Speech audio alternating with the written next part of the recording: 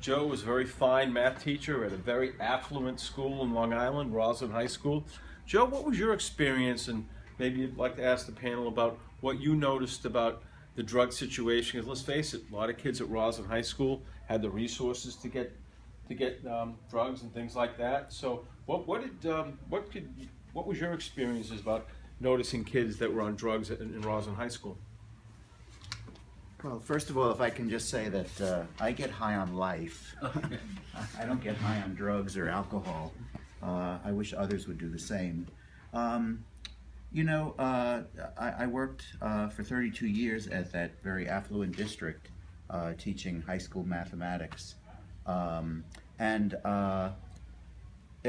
my years, I did encounter a number of students that I referred to the counseling staff because they just didn't look right, they didn't seem to be performing the way they should, or just physically looking strange for a particular day or week or whatever. But I will say this, that a lot of times it wasn't necessarily just the kids that was the issue. The parents also had major problems as well, and not all of them, of course. We're generalizing, but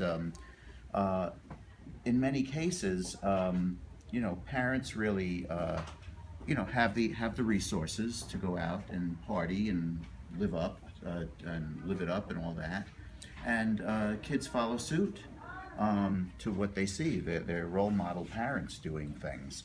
To Roslyn's credit, they did have an extensive drug counseling program, which I thought was superb.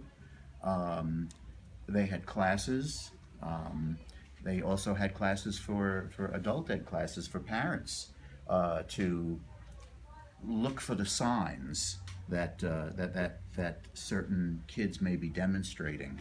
But yeah, I'm not going to throw Roslyn under the bus, because unfortunately I think this is an epidemic across the board.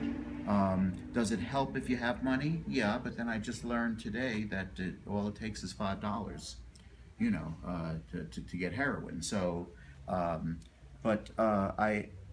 will say that I think it comes down to, in my opinion, because I'm an educator, comes down to education, and I think we need programs to address this with kids and also the parents.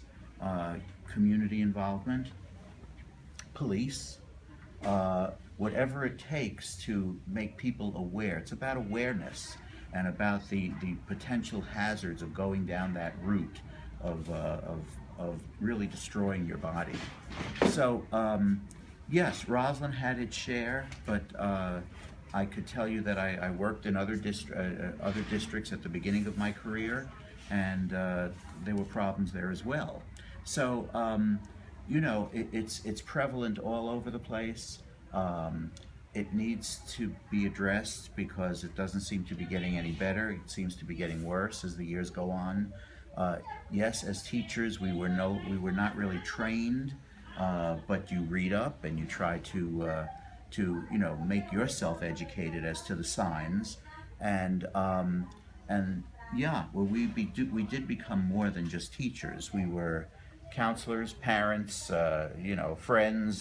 So yeah, Roslyn, great school district. However, they had their share of difficulties, as every school district does.